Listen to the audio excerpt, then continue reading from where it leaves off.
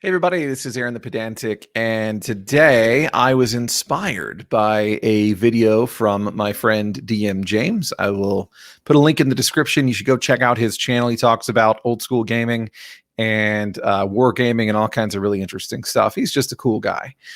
So go check that out. But basically, his video was about how he uses 5th edition, or at least some new school stuff, and he still uses it in a way that is old school and how it's entirely possible to do so. And I thought it was a very interesting thing to consider. I have some thoughts on it. So really the biggest thing that people are going to ask is why bother running 5th edition when you could just run another system? And that is perfectly fair. I have a bunch of other systems that I would choose long before I would choose 5th edition, just because I wouldn't want to have to wrestle with certain aspects of the game that I don't like. I have found that I am that way with pretty much almost any system for the most part. There are a few that I'll take them pretty much as written, but for the most part, I will want to tinker with things. But one of the big things that we can do with 5th edition that we can't do with some of the other things is draw in people that wouldn't try it otherwise. So this is going to be, there's going to be a lot of contention here on this because people will report different experiences. And I would like to hear what you have experienced whenever you're trying to get people to play old school style. Perhaps running 5th edition as a more old school game may be the way to success in getting people interested in old school games. Maybe it will show them the light. So I'm going to make that argument because of the fact that there are a lot of people out there that play 5th edition that they have never tried anything else in the fantasy department. They've never played an old school game. They've never experienced the style of it. What they're used to is very focused on plot, on character development, on the point crawl style, the railroad, those kinds of things, the epic rather than the not gritty necessarily, but disinterested, I guess maybe the smaller scale, perhaps. A lot of them have probably never really experienced that kind of play before at all, and they have been poisoned against that kind of thinking. There are so many people out there that will basically say, yeah, old school equals characters die all the time. It's really stupid and pointless. Nobody like role plays at all. Nobody really cares about anything that happens. It's, nobody talks in character. It's all just a meat grinder. The mechanics are so complicated, nobody likes to do them anymore. People like to say that about AD&D, of course, which is funny because then they bring up 3rd edition as what fixed it. But basically, you have all these things that are working against trying to get people into old school gaming, and we have to break through that barrier. So how do you do that? What you do is I'm not going to say deceive, but you use the Trojan horse, So you use the Trojan horse, you run the edition that they are comfortable with, but you run it in a way that is more amenable to being old school play. So let's talk about trying to do that. Now, what I'm going to first recommend is that you reduce customization. So this is kind of like cutting off the training wheels. Now, I hate to use, it's not a derogatory, it sounds like a derogatory metaphor. It's not really what I was going for, or metaphor analogy, I guess. But basically, the thing is that old school gaming typically does not have too much in the way of customization. You have a lot more in the way of oracular character creation, where you roll something up and then what you get is what you get. Now, some people will point out, well, Gygax had a whole bunch of different methods and you could use any one of those. And, they definitely were not all oracular. Fine, sure. But we are often hearkening to basic D&D and stuff like that, where it is just roll 3d6 down the line, see what you get, have fun. And to me, that is something that I definitely feel like is in the spirit. Whenever you do have AD&D, Do you get to choose what all spells you learn? No. You actually have to roll to see if you even have a chance to be able to learn that spell based on how intelligent you are. And you get a percentile and you find out. And maybe you never get to learn that spell. Do you get to choose various customizable features as you go along? Not really. No. Pretty much everything is fairly front loaded. Everything has a strong like growth kind of mentality rather than tacking things on as you go, other than there's some kind of different things about you know, eventually getting followers at certain level, or just, different things like that. Then of course spells and all that. But anyway, for the most part, it is not focused on customization. And I feel like the focus on customization is a very strong modern D&D gaming thing. So try and cut them loose. Now, how are you going to cut them loose on that? I have a suggestion. Now, this may get entirely thrown out the window by the players. It may do that. But if you have gotten yourself a group of players that have never played before, this is where you really could do a lot of OSR damage to that great big monolithic creature that is trying to taint us as the horrible bad guys. Is if they have never played before, what you do is you say, well, look, we're going to start with the basic rules. This is the 5th edition basic rules.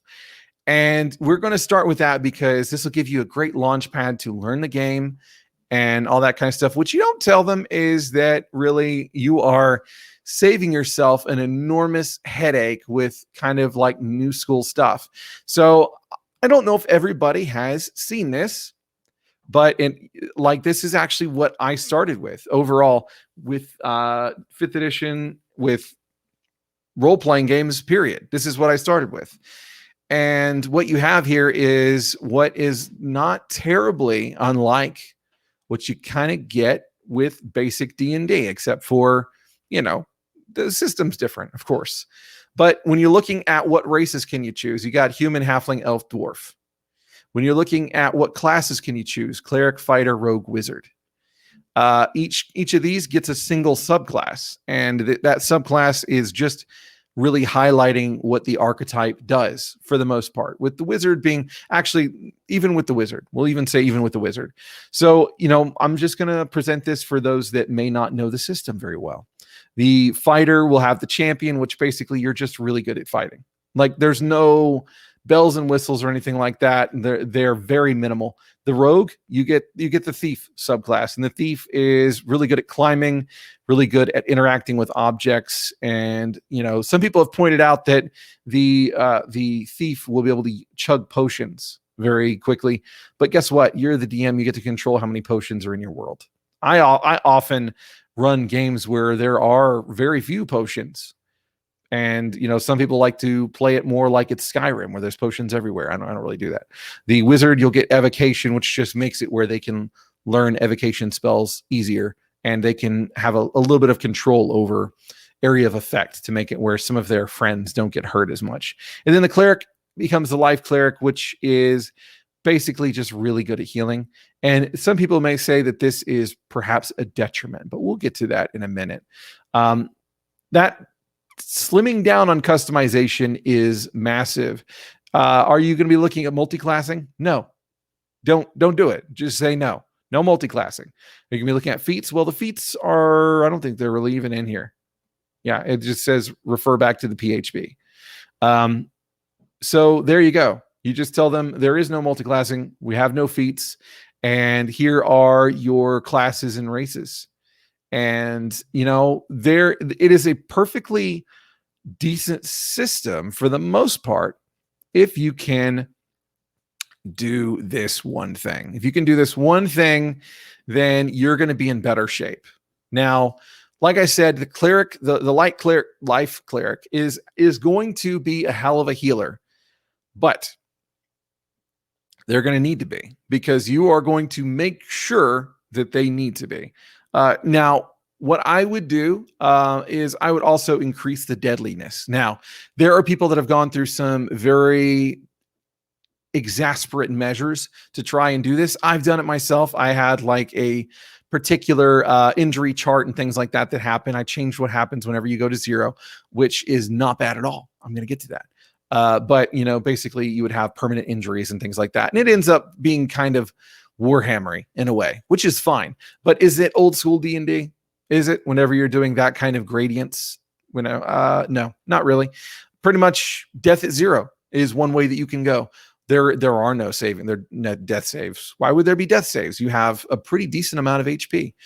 Now, I will say this. People will point out the fact that there is a lot of HP, and they will say that this is part of the reason that the game is incredibly safe. Well, you are partially correct. You are partially correct that there is a lot of HP and that is something that can lead to the game being more safe. However, creatures do a lot more damage in this game, and bounding accuracy means that people get hit more frequently. So take those two things into consideration, and what you're looking at is not quite, it kind of evens out if you just say you die at 0. My experience from running 5th edition for quite a long time, I did stop probably, I guess, about a year ago now, was that we had a lot of people fall unconscious. Happened all the time, but people had the ability to just heal them back up before the death blow could be dealt, or they could fail on their death saves. If you just say death at 0, there you go. You're done. You're done. And what kind of big changes did you have to make to the system? Basically none. You know, it's just like, boom, death at 0. Okay, you're done. Roll up a new character. So you could do that, or you could just say, once you fall unconscious, you take a point of exhaustion. Every failed saving throw is another point of exhaustion. And it kind of speaks to just how wounded you really are. That is something that you could do as well. Once they get to 5 points of exhaustion, they're dead. Once they take on a couple points of exhaustion, then they have to sleep in order to start getting better. And they have built-in things that are working against them. I'm going to check in here and make sure that there are exhaustion rules. I'm pretty sure this does have just about all of that stuff. Actually, I'm not going to do that right now because that would be boring to y'all. But if there aren't in there, then you can get it from the other thing. So that is one of the things that you can definitely do. Another thing that I would do is I would introduce a level cap. So what I would do, so you don't have to do this. It will work okay but especially considering most of us aren't going to run games past 10th level anyway. I wouldn't really want to that much. I've done it before. It's too high fantasy for me. They just have too much going on. I much prefer to keep it under 10th level. And most people tend to be the same in that capacity. I may say keep it down to 6th. I may say that you should probably do that. It will severely limit what they have at their disposal as far as spells go. They're not going to be doing the big crazy, you know, boom booms and all that kind of stuff all the time. They will have cantrips. Should you eliminate cantrips? You could. You absolutely could. You would be you would be making it a lot more old school. Definitely. It would be a lot more old school. The wizard in 5th edition D&D is a lot more capable than the wizard in, well, okay. No. I will walk that back. I will walk that back because in old school D&D, the wizard or the magic user had control spells that actually did something that mattered.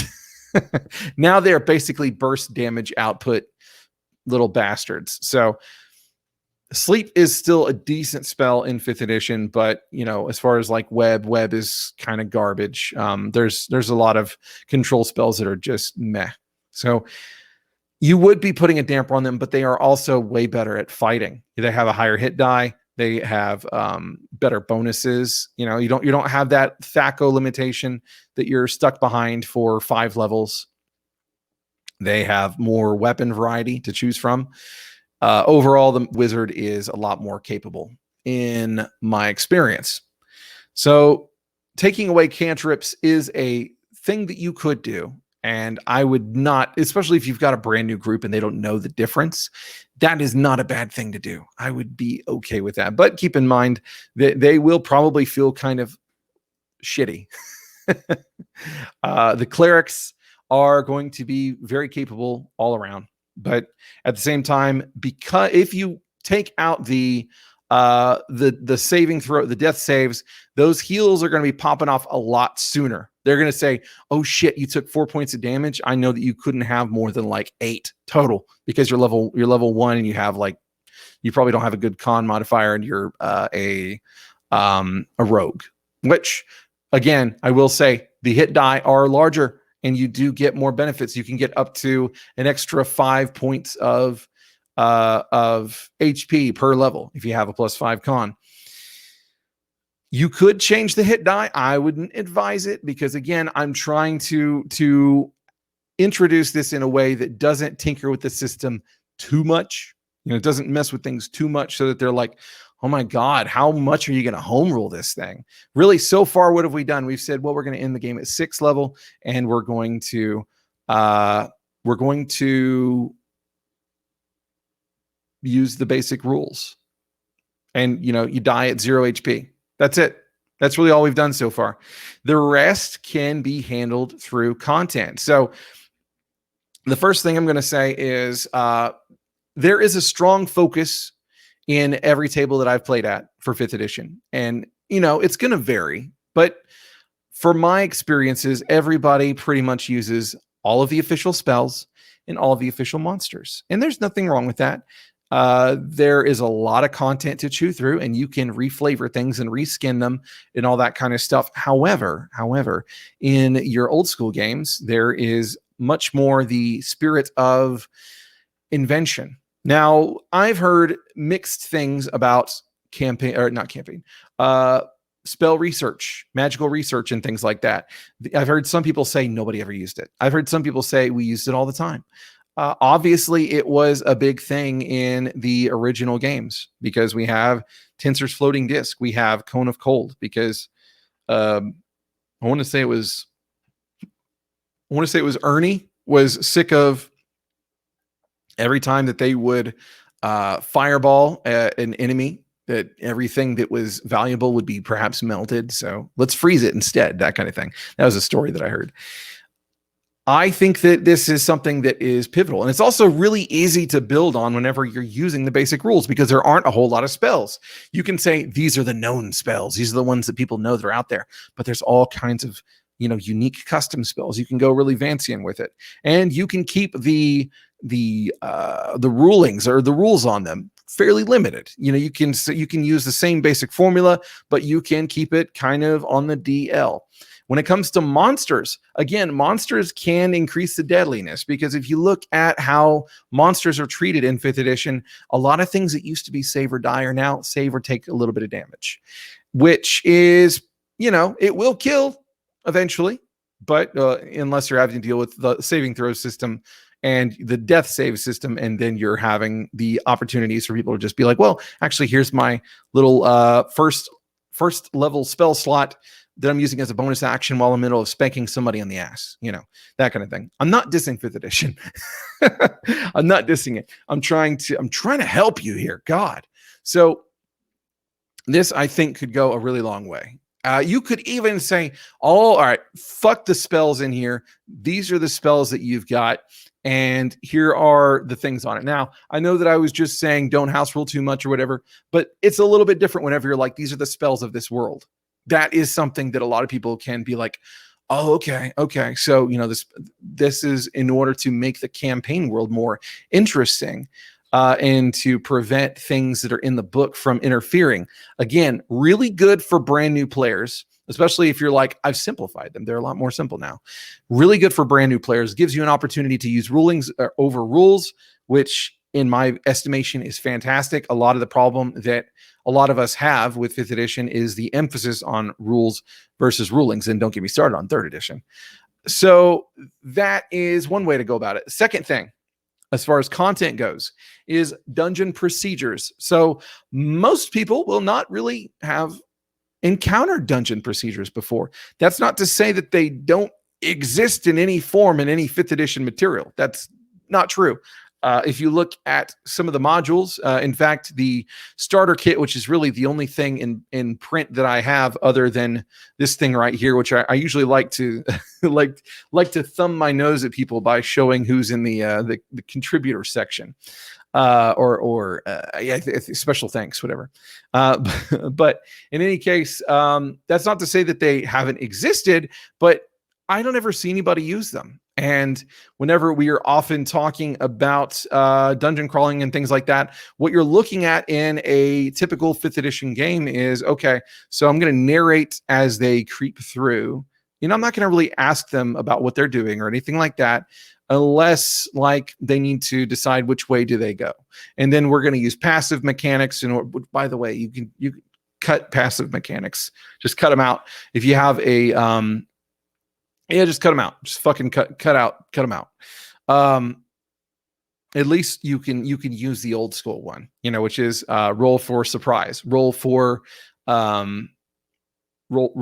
detecting hidden slopes, you know, or you know, just all that kind of stuff. Just 1 in 6 chance, 2 in 6 chance, that kind of thing. So you could do that, or just question and answer for the most part. But what they're going to be used to is just going down the pathway, being told, okay, do you go left or right? They go left, whatever. Okay, you eventually get there, you know, and that kind of thing. Instead, having it where, all right, we're going to work our way through this. So it's very dark.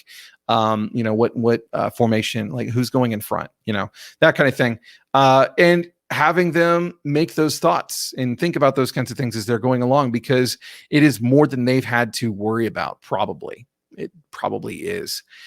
And whenever you're factoring in random encounters, oh shit, now we have to think about how we're spending our time, you know, because now it seems like every time that we are kind of dilly-dallying, there's more of a likelihood that something is going to come along and fight us. So we have to be quick, guys. We have to really think about these things. Now, those dungeon procedures are really going to help in deadliness whenever we're talking about short rests and long rests. Well, it's not even just dungeon procedures at that point for a long rest, then it's wilderness procedures. So I should have included that on a list, but I forgot to put it on there. But yeah, dungeon procedures, you know, when they are trying to take a short rest in the dungeon because they've taken a pretty substantial beating. And I will add that the only character class that actually gets anything extra back on short rests out of those 4 that are included in the basic rules is pretty much the fighter, unless I'm remembering incorrectly. I'm pretty sure it's just the fighter. Then that means that the pressure is still going to be on. You're not going to have that thing where they're having to go through all of these combats in an adventuring day, because it's expected they're going to take a few short rests. They're going to get some features back. They're going to get a lot of health back, all that kind of stuff. And if you are like, well, okay, you are taking a short rest, that's 3 rolls for random encounter checks, because short rest equals hour. So, you know, that is something that you can do to keep up the pressure. All the different kinds of dungeon procedures, just making it where the dungeon matters is something that you can do to introduce a level of old school that whenever they experience yours, and then they go off to another one, and then it's like, now you're being told a story. Maybe then it's going to really strike in their head that there was something to this. And then they ask you, well, why did you do it that way? Like, how did you learn how to do it that way? And then what you do is you hold up, you know, something like this. You say, you know, it's from playing old school games. One of you would probably hold up like Moldvay or Holmes, or, you know, that kind of thing. But I don't have that, so fuck you. All right. The last thing is content wise, world approach. So most 5th edition players are going to be told that their character is special. This is not something that is exclusively modern gaming. There are people that have been doing that in old school gaming probably since the very beginning. So I'm not pretending that that's not the case. But the world approach is the idea that the world is really what matters more so than the characters. That the world is the world is the world. So whatever, you know, anytime that your character screws up royally, the world is not going to care. It's not going to cut them slack unless there's good reason to. You're going to be an impartial referee. You're not going to use illusionism to make things easier for them, to spare them from death, or harder from them to make it more dramatic. you're going to try and focus on making this environment come to life. And that's part of all the procedures and all that kind of stuff that you're going to be using. This is something that a lot of them are probably not going to be used to. And whenever you are, posing the end of session question as, all right, what do y'all want to accomplish next time? Versus, okay, versus just maybe even just telling them, or not even asking them, getting their input or anything. A lot of times it's like, okay, this is what's happening next, next time on my game, that whole thing where you are dictating exactly what's going to happen, instead being like, you guys, here's this world. You know all the problems that are going on in the area. Maybe there's more problems that you're interested in. Which one do you want to tackle next? And then presenting it in that way, and then having them engage with the world, trying to put their stake in it, all that kind of stuff. Having them, have a little domain, that they are building up, working up through relations with other figures in the world.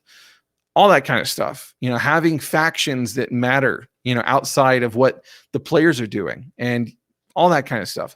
That is something that you can absolutely blow their tits off, and I highly recommend it. That's all I have for today. I know some people are going to be like, Aaron, I know that you said that you were never going to talk about 5th edition again. I think that what I said was I wasn't going to try and cover anything in like a negative light, or in a positive light necessarily, or in a advertising light. Because basically I had asked if I should do a Ravenloft review on the new Ravenloft, and a lot of people really wanted me to, but ultimately I was like, no, I'm going to focus on the OSR stuff. But anyway, this is just for those of you out there who may not be able to get your friends to buy into old school stuff, and maybe you just buy old school stuff and you enjoy the content and all that kind of stuff, and you try and convert it and all that. And for those of you that do that, my heart is out to you.